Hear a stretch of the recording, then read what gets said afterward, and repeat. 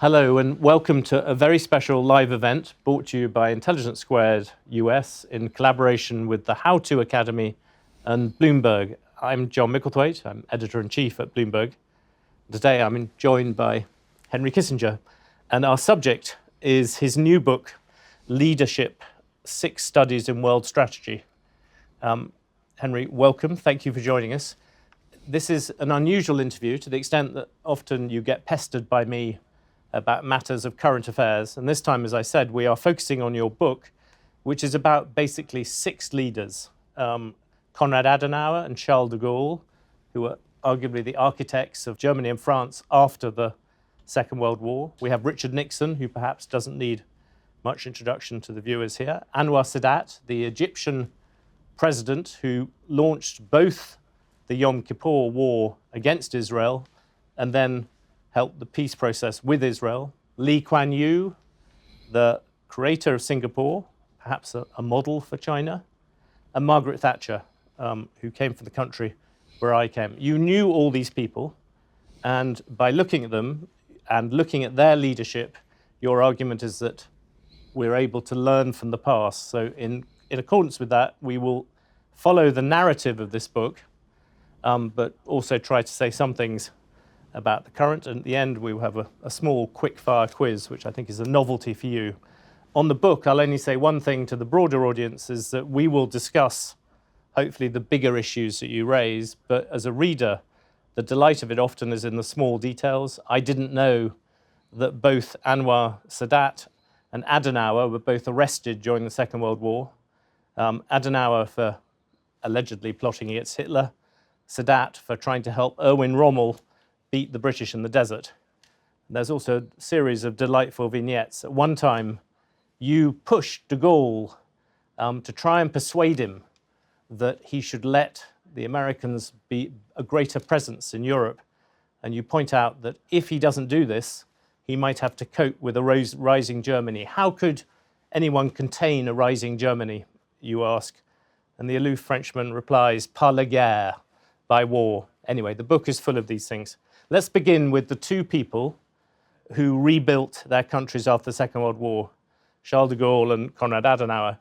Adenauer is former mayor of Cologne. As I said, he certainly struggled against Hitler.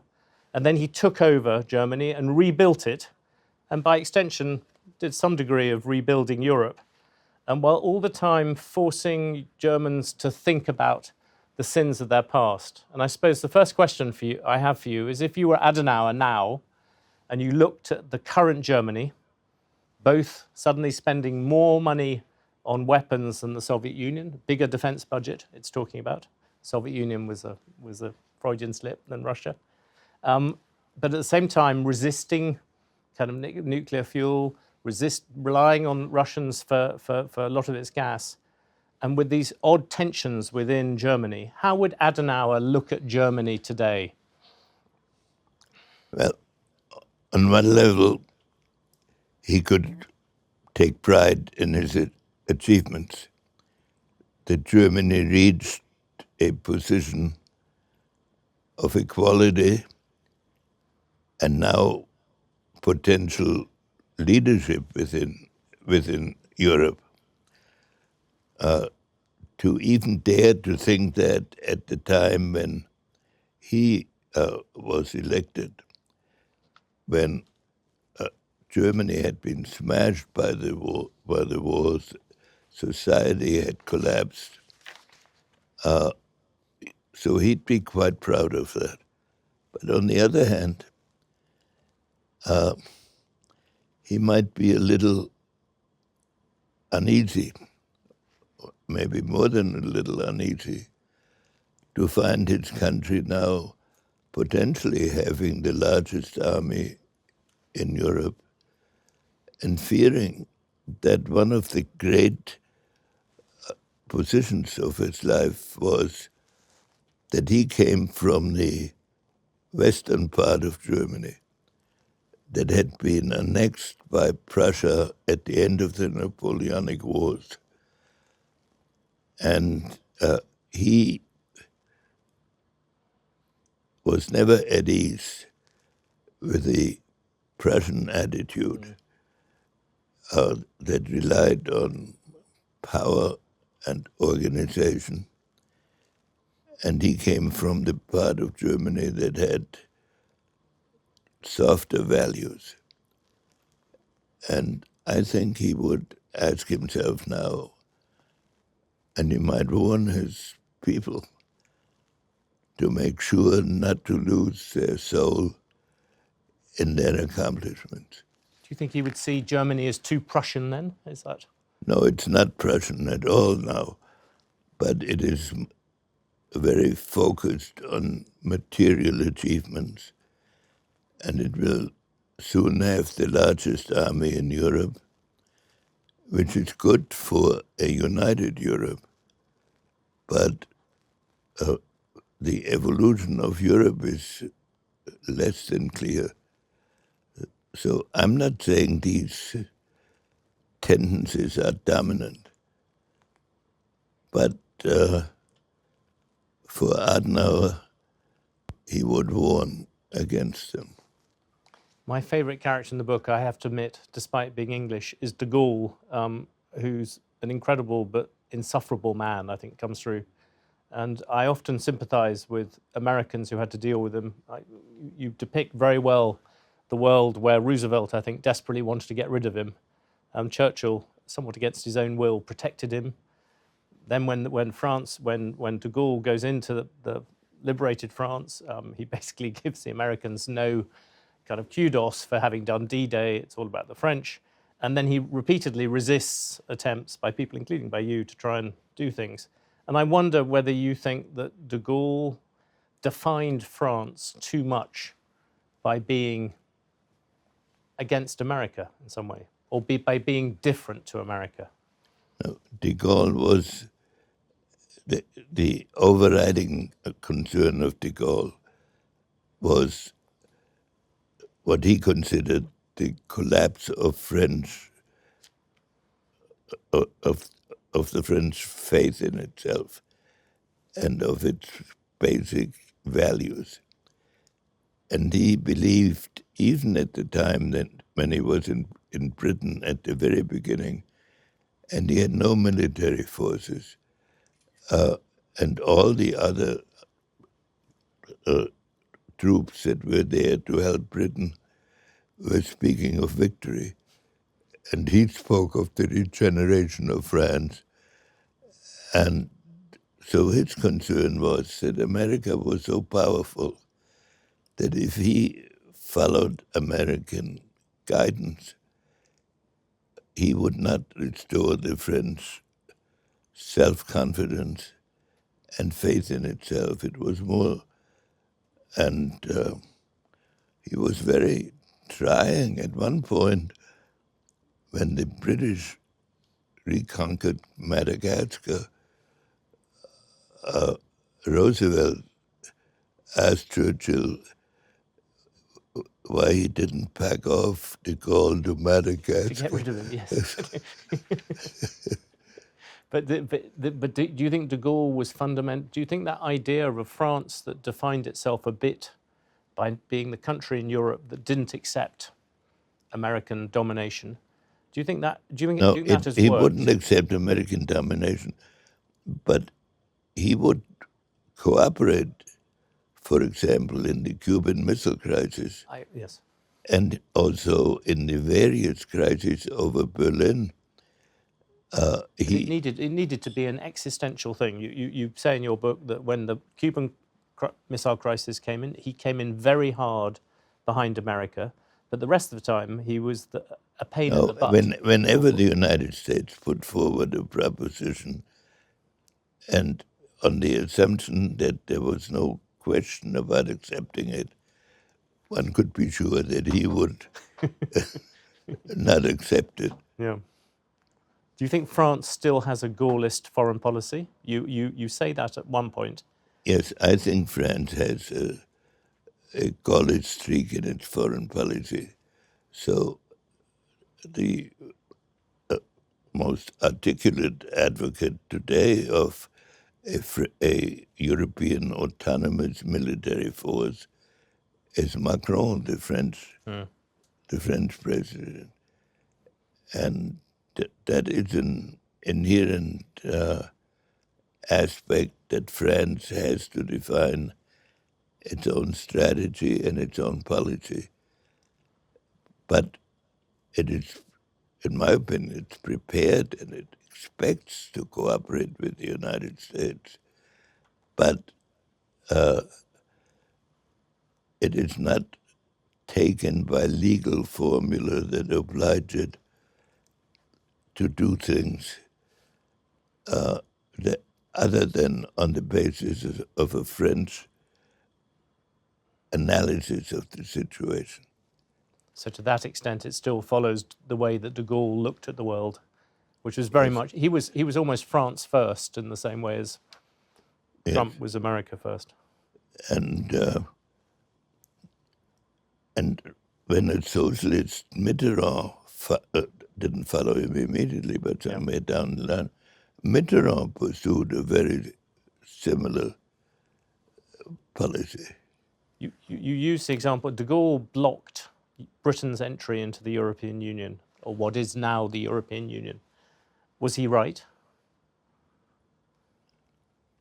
Well, the sad things in policy are when both sides are right. De Gaulle thought that Britain would never be a wholehearted member of the European community, that it might make operational decisions together with the European community, but the instincts of Britain were across the seas.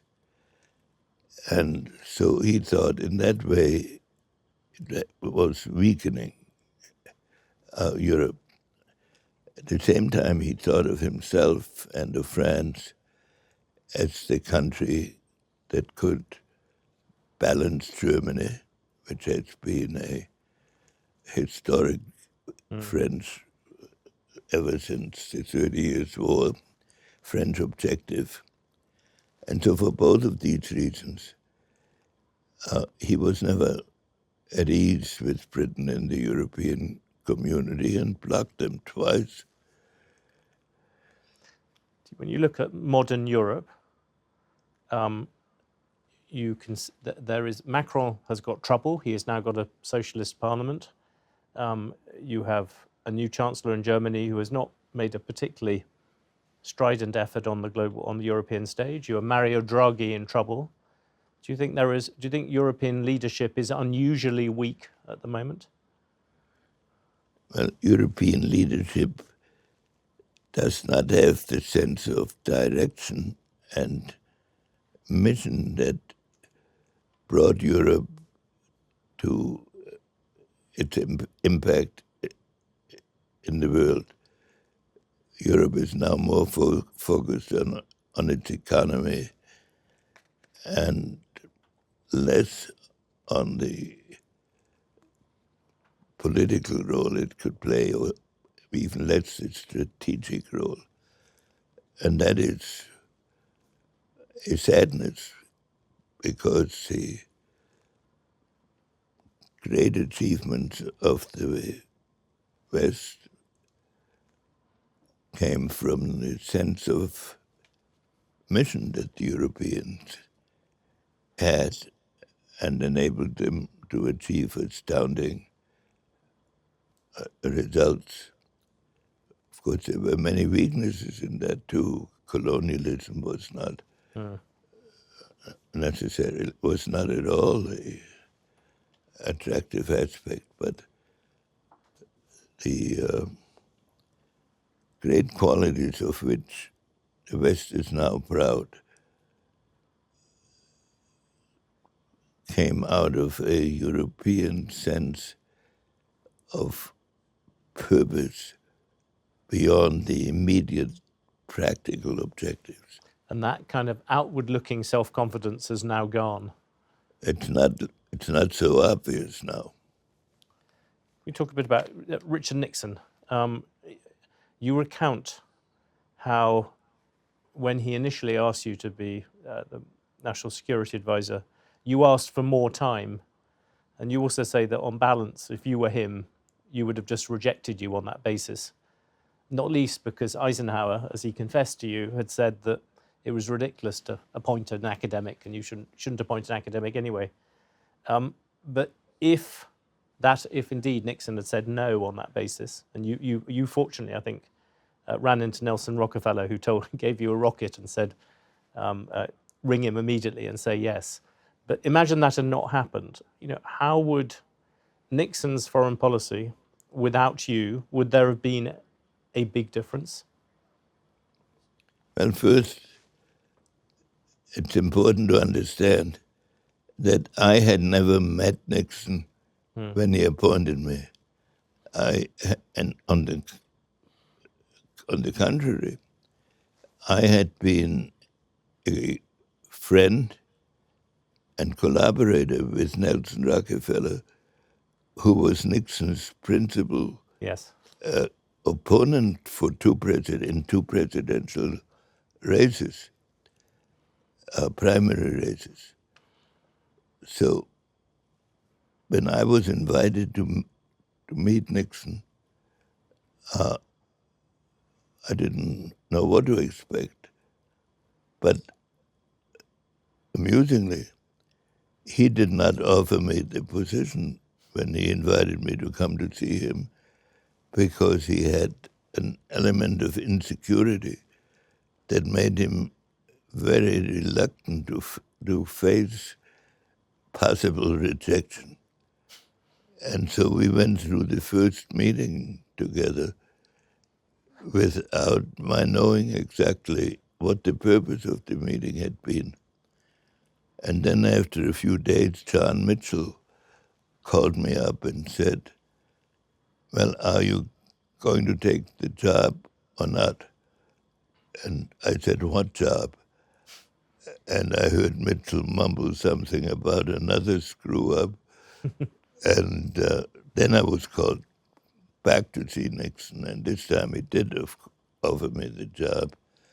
And I foolishly told him I needed time to think about it.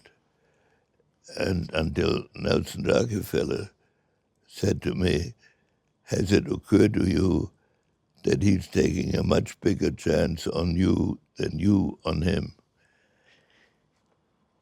And do you think that he would have done different things if you had not been? You are always put together. People talk about Nixon and Kissinger did this, Nixon and Kissinger did that. Do you think he would have done something different without you? No. I certainly made a significant contribution to what Nixon achieved. Nixon made an overwhelming contribution to whatever I was permitted to do. So I feel deep gratitude to him, and we really acted as colleagues. He had an extraordinarily good sense for the political and psychological capacities of other leaders. And he was extremely courageous in the sense he made very difficult decisions.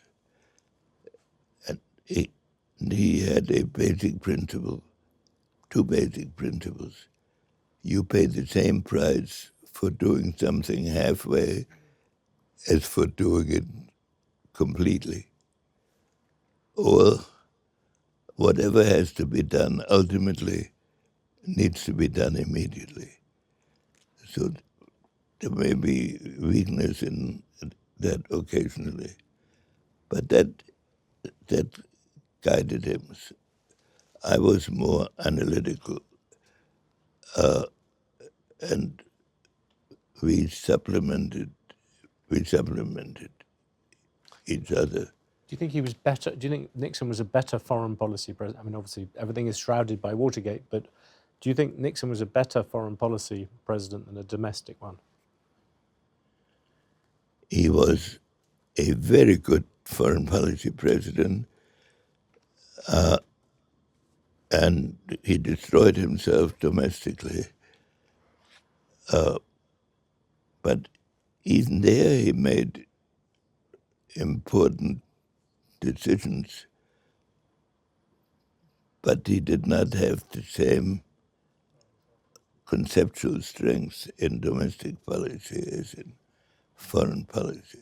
One time you talk about the US being in a very similar place now to what it was in the late 1960s when Nixon came in. And you say America has now gone from exuberance to overextension and then to self-doubt in the same way as it did in the 60s. And also that the US now faces interlocking challenges to its strategy and its values all the way around the world. And you then say you think we need a Nixonian flexibility now. How would you define that? If you're in the White House, what would be the Nixonian flexibility that we need now?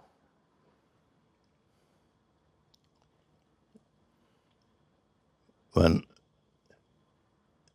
needs an analytical understanding of the essence of the strategic and political problems, and then try to find a solution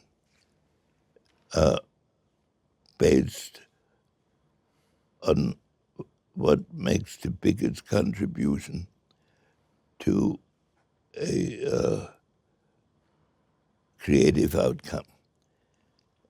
And Nixon demonstrated that, for example, when in 1967, when it was not fashionable at all, he wrote an article advocating an opening to China. I never knew that. It was really interesting. That was new to me.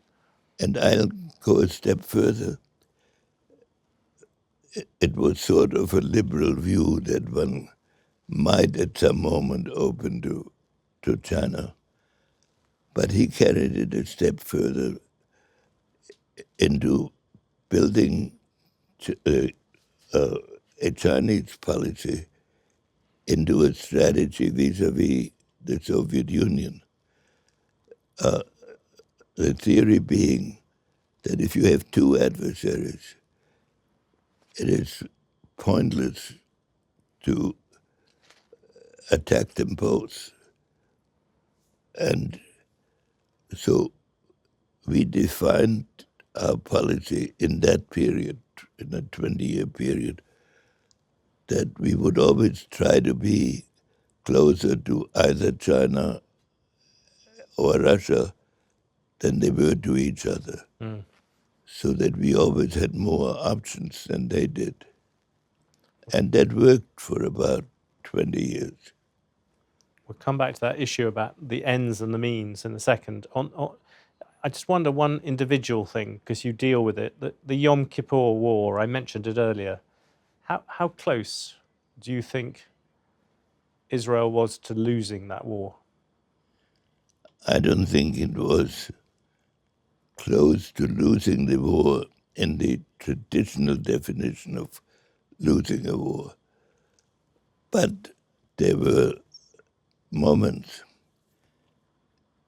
particularly on the third or fourth day of the war, when the Egyptians had crossed the Suez Canal and managed to establish a defensive line that the Israelis couldn't breach. And then later on that week again, the Israeli defense minister and chief of staff recommended to Golda Meir that she seek a ceasefire. That would have been a huge blow to the status of Israel and also to its initial internal position. But they were not actually losing the war, but the pattern of politics would have changed significantly. You deal with Sadat in the book, and what's interesting about him is out of these 6 leaders, he in some ways seems the sort of greatest failure to the extent that there is much less of his legacy left. The old thing about, if you want a monument, look around you.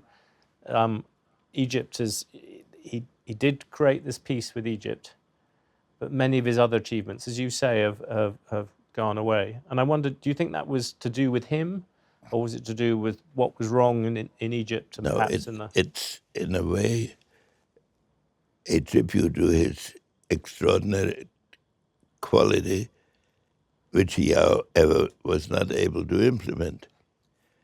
When Sadat began in life as an anti-British terrorist, really, and then in all his practical politics, he was on the side of... So did some Israeli leaders, you could point out, but yes. Yes, but that's true. And then he maintained that position through starting the Yom Kippur War. And the essence of that position was that there were inflexible demands that would have to be met before Arab leaders would engage themselves. Sadat came to the point that he was willing to adapt the demands, but at the same time was raising the objectives. But when he came to speak when he went to Jerusalem, the first Arab leader who had ever done that, and said, I have not come here to settle, and then he listed a lot of specific issues. He said, I came here to create a new philosophy of how Arabs and Israelis and how nations in general should deal with each other. Well, that was, of course, heretical. And in this manner, he isolated and thereby doomed himself. But he still brought about the Egyptian peace settlement and some Syrian aspects of it. But it shows both the quality of overreaching and the inability to set limits to his reach. But he didn't manage to achieve something more lasting other than that one bit of peace. Well, I hate to quote myself, but I'd say in the book, I think it's the last sentence about Sadat, the Egyptian history, the ancient Egyptian history was based on the eternity of great thought. And So he was based in millennia, whilst de Gaulle was merely centuries, which is yes, it's a form of progress. Lee Kuan Yew, there's a wonderful bit in your book where you have Lee Kuan Yew comes to Harvard, and there is a group of professors, your erstwhile colleagues there, and they have a long debate about how terrible Vietnam is and whether America is merely sort of psychopathic or deeply wrong. Well, and eventually he stops. They ask him what he thinks, and he says, "You make me sick." And then goes on a long lecture to them about how it was important to places like Singapore that America stayed. how important it was for America to play a role in Asia, because China would be a major force, and small countries like Singapore needed some outside friends. And so he objected to Americans running themselves down at Harvard. And I wondered, that was a particularly demonstrative example of it, but I wonder if you put Lee Kuan Yew beside Joe Biden now, what would he tell Joe Biden to do about China from the same perspective? I think, because I've often heard him lecture Americans on that and me, the importance of understanding the permanence of China, that one could not eliminate the Chinese problem. So therefore one had to find a way of living with China, that it was very important to prevent China from becoming the hegemon of the world, but it was also important to recognize that this could not be achieved by permanent confrontation. And that was one of his basic themes. And but apply that to Biden now? That means dealing with China on a long-term way, I presume. I think that Biden and previous administrations have been too much influenced by the domestic aspects of the view of China, and that it is, of course, important to prevent Chinese or any other country's hegemony, but that it's a permanent assignment, that is not something that can be achieved by endless confrontations, but it rather will require some occasional periods of adjustment, but also periods of confrontation, but above all a strategic design. Do you think at this moment China is in a weaker state than it was before? It's got all the problems with COVID. It seems to have made itself more unpopular in the region.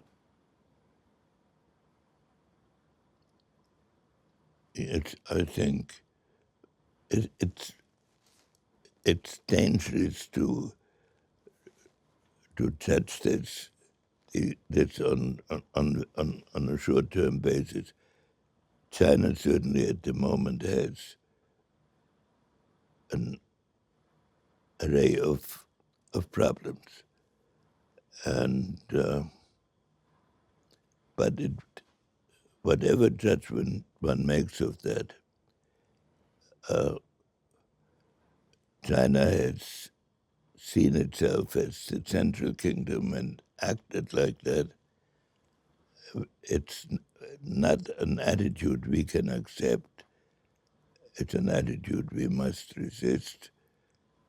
But it is not the same as conflicts between European states in the medieval period and afterwards, because the scale of the problems and also of the efforts are greater, and there are not so many other balancing forces in Asia as there were in Europe. Do you think Lee Kuan Yew, just on the domestic side of China, do you think that Singapore, I know it's much smaller, Lee Kuan Yew used to say he was the ruler of 224 square miles at low tide, but it's small, but it has been a model a little bit for China. Deng Xiaoping famously came and saw what he saw. I remember being there once, and Xi Jinping was about to come just before he was made head of China to go and visit Lee Kuan Yew to sort of learn from him. Do you think that Singapore is a decent model for China to try? That's like the best that China can be going forward domestically? Well, the great achievement of Singapore is that here is a multi-ethnic state whose components had been fighting bitterly against each other. It has no natural resources whatsoever. And the And when Lee Kuan Yew created the state, he really didn't create it. He was tossed out of Malaysia, and it looked hopeless. And he decided that he would build on the only resource he could find, which was the potential excellence of his society. And so that is a Confucian principle and led to spectacular results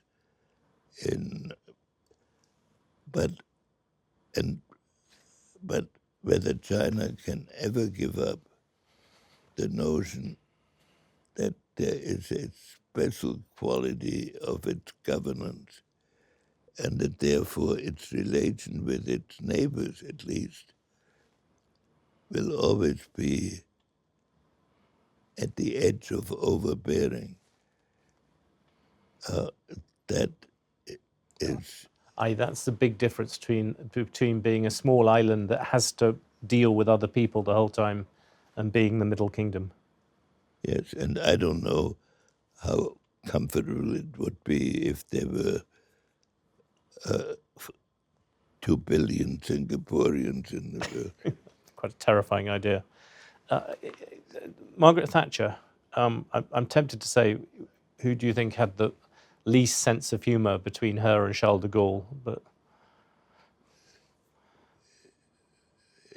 Least sense of who had the, because Thatcher, I think, had no sense of humour, and there doesn't seem to be much sense of humour with Charles de Gaulle. no, she was no, but she could have a very biting commentary. Yes, you have a very nice bit where you describe you're giving a speech and you quote Bismarck, and Thatcher is sitting there and she doesn't know who you're quoting, and she asks somebody, and they say it's Bismarck, and she says, Otto Bismarck, the German, time to go home, and marches off. Right.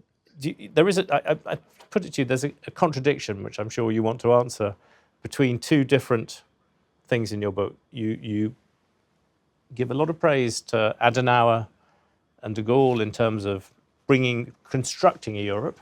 You also praise Thatcher for the Bruges speech and for, I suppose, what many people would see, the beginning of Brexit.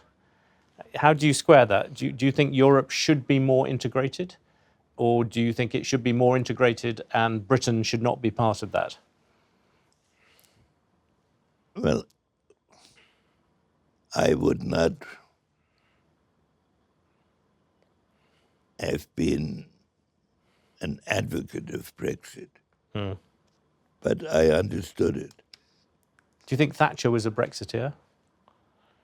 I think Thatcher would have been comfortable with Brexit. Yeah.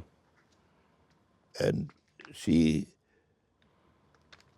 was willing to be cooperative with Europe, but the essence of her strategic and political convictions was the Anglo-Saxon world. And she would never be comfortable with decisions that were made by parliaments that did not have a national base. One other thing on Thatcher which struck me is that some people looking back at Thatcher now think she went too hard. She changed Britain dramatically, but in the process she laid waste to much of northern England, the industrial heartland, Scotland, Wales. These all became areas which faced a long time of not being able to recover.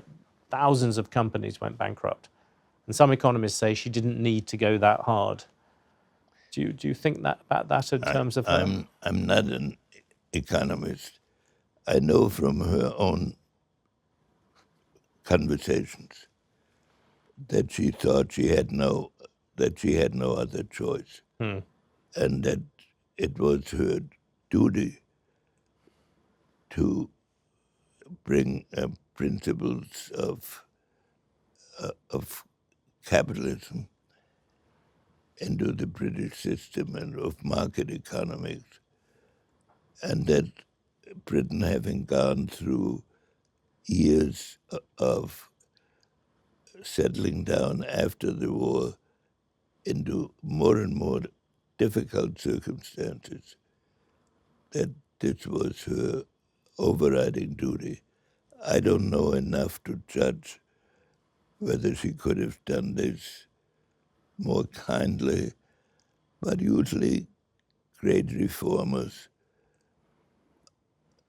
have concepts of their goals and do not show the same compassion for their opponent.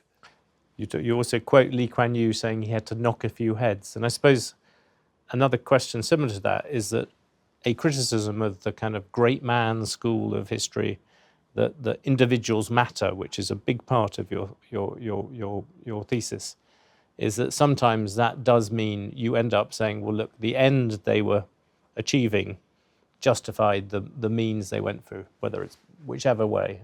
And I wonder if you look at all these characters, or indeed what you were involved in, if you look at any of things where you think actually the means did not justify the ends, it wasn't worth the cost of pursuing these things. Well, if you take de Gaulle, he had decided that France had to give up Algeria, Yes. which had been French possession for 150 years, populated by 1 million Frenchmen. And he decided that there had to be a final cut. That was a great decision because it ended an internal civil war. But it was also an extremely brutal decision. And the manner in which it was executed, one would like to think, had a more compassionate component. But then compassionate advocates of that view never appeared in the history of the Algerian. So I would say that de Gaulle was very harsh on the French settlers who had partially brought him to power. But was anything else, was the end probably justified the means there. About Thatcher, I'm just not prepared to go that far. Yeah. Because I'm not familiar enough with the damage that you're describing. What about with Nixon? I mean, given especially your role, do you think there were bits where Nixon, in foreign policy, the cost was too great? We have Things like getting out of Vietnam and things like that. Well, these are traditional arguments for you, but Nixon inherited a 10-year-old war with 550,000 Americans in place, and he wanted to end it honorably, which the vast majority of the American people wanted, which we defined as not imposing a government on the people who, in reliance on our American promises, had made sacrifices and run risks. Whether every strategic move was avoidable, it's easy to judge in retrospect. If you take, for example, the bombing of Cambodia, which happened in the first month of Nixon's administration, he came in determined to end the war, but to end it in the manner that I described. He had written to Ho Chi Minh offering, saying he meant to achieve a negotiated outcome. The Vietnamese replied by launching an offensive that cost 1,000 Americans in less than a month, and most of the casualties caused by Vietnamese forces stationed in Cambodia in total violation of any international agreement. And so he then started bombing those concentrations. If one had time in an academic seminar to discuss the pros and cons, one could come to very sophisticated conclusions. But these decisions had to be made within a week or so, within a month of having come into office. And the arguments on that are endless. Yes, I know they've been a constant in your life. Can I ask you about something direct and now, which is this issue of Ukraine, very quickly?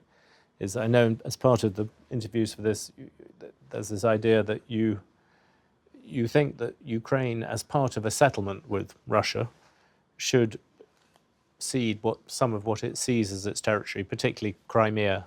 Is that still is that a fair way of describing your position? No, my position arose in the following circumstance. But before I give that, I'd like to point out that I've been explaining this now for months. If you read what I actually said, I never said what you mentioned, but it's now generally accepted that I must have said it. What I said was this: the war will have to be ended by negotiation at some point. And that point is coming closer. So what would be a basis on which a ceasefire could be achieved? And I said the ceasefire could best be achieved along the line where the war started, thereby ending all the Russian conquests and defeating aggression. However, there is a slice of territory beyond that line, especially Crimea, which the Ukrainians say is theirs. I would leave that open to negotiations after the ceasefire. But a war over Crimea, which had been Russian for many centuries, is a war with Russia. And I wanted to draw a dividing line. Do you think Putin, just to reverse it a bit, do you think Putin would remotely accept a deal where he was taken back to his starting point in this war? No, my deal was not designed to be very attractive to Putin. Yes. In fact, it was supposed to indicate that to be a rather hard deal. Right now, Russia occupies 20% of Ukraine. And that would have to be given up under my proposal to achieve a ceasefire. Thank you for making that clear.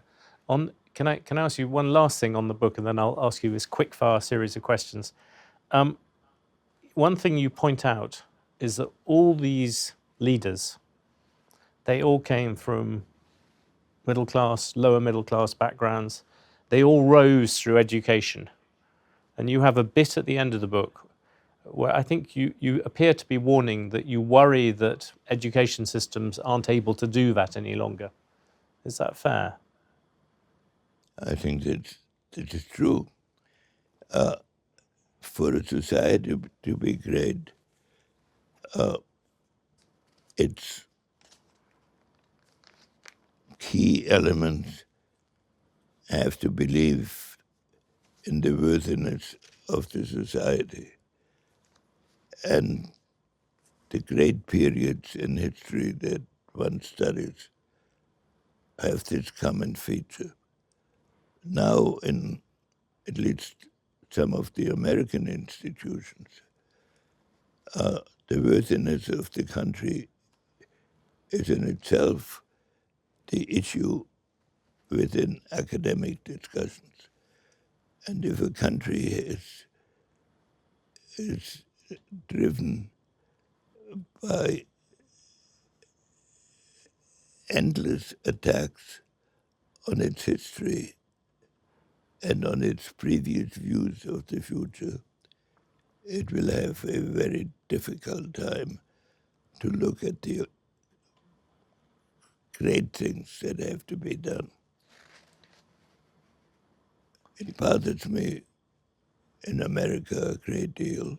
So you think that, I suppose, putting it in simple terms, sort of wokery generally, or what seems to be happening in American universities, is damaging to its future leadership class? I'm afraid so, yes. Very interesting. Well, I promised you we would end by asking you a series of questions about your heroes or the people you've chosen. The rule is you're only allowed to choose one or possibly two to answer this. And I will ask you a variety of questions about which one you would choose. The first one is, which one out of those 6 people we've discussed would you most like to have dinner with? Probably Thatcher. A brave man. Assume they were all born American today.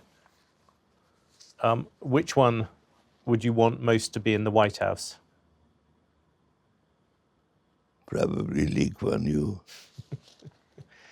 Which one do you think would be best at negotiating with Vladimir Putin on the issues we just talked about?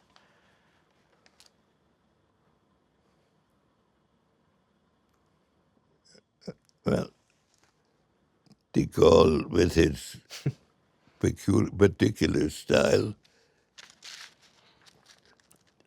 I think that's probably... But I would think that that Nixon would be quite good. Would be good. I'll just ask about a longer-term problem, dealing with climate change. Which one of those 6 would be the person who'd be able to understand that and forge a way? Dealing with what? Climate change.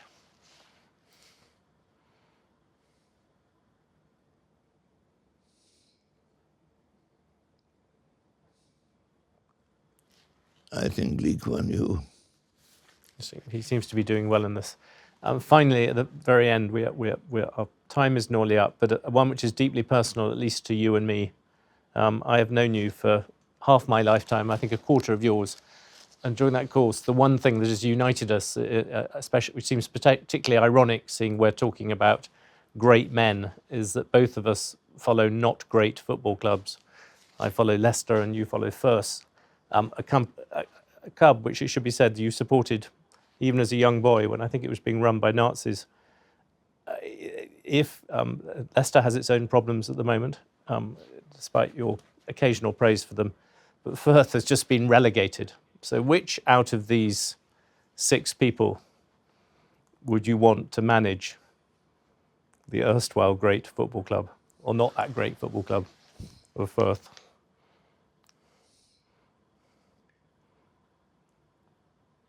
To manage which club yours. You could give one for Leicester as well. That would be great. But I don't think my club which is now in the second has been relegated. German division, after having won, I think, only 4 or 5 games in the whole season. It's responsive to greatness. Do you think Leicester City is responsible to greatness? Do you think? Leicester is responsive to greatness Well, Leicester has at its been moments. responsive and has had an unexpected league championship. Yeah, that's true.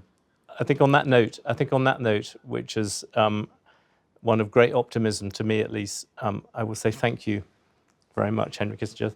Thank you to Intelligence Squared, and thank you to all of you who have been listening and hopefully enjoying today's event. Again, I'm John Micklethwait. Thank you very much for joining us. And the book again is called Leadership by Henry Kissinger. Thank you, Henry.